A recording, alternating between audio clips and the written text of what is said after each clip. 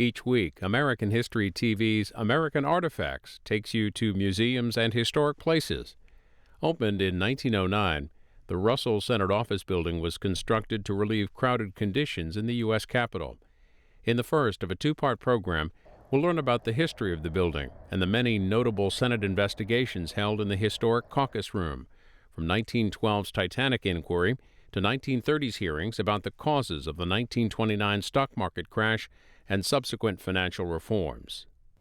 Oh, I bring people in here from time to time, and you can almost hear the echoes. You can hear point of order, Mr. Chairman, and you can hear the gavel of the chairman. My point of order, Mr. Chairman. Not a point of order. You can't touch it. Counsel advises the chair that the senator is engaging in a statement of cross-examination rather than a point of order. Mr. Chairman, I am getting rather sick of being interrupted in the middle of a sentence.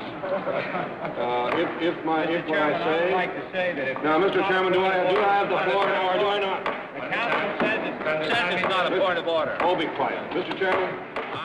And actually, this room looks better now than it did when it was designed, because originally that was not a painted ceiling. It was only in the remodeling in the recent decades that it has been highlighted that way. It would have looked a little plainer, but the room is so magnificent. It's got these wonderful big Corinthian columns, these huge windows looking out onto the courtyard. It's a stunning room, and it's a room that's used not only for hearings, but it's also used for special receptions, for lunches, for heads of state, for first ladies, special events that have been happening here constantly.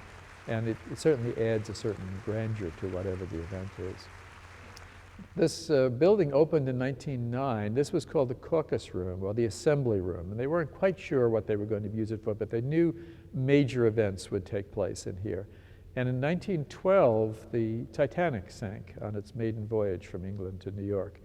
Many of the survivors and the members of the crew who survived were brought by boat to New York.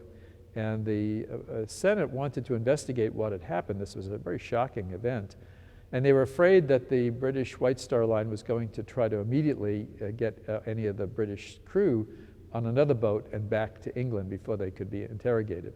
So a special committee was created. It went up to New York and held hearings at the Waldorf Astoria, and then it came down here to Washington and held the very first major hearing that was held in this room was on the sinking of the Titanic. A huge crowd showed up, and of course this was a big event because so many aristocrats in both in England and in the United States had gone down on this ship. They mobbed into this room, and I think they frightened the senators that there were so many people here, because the next hearing they held was in a smaller committee room.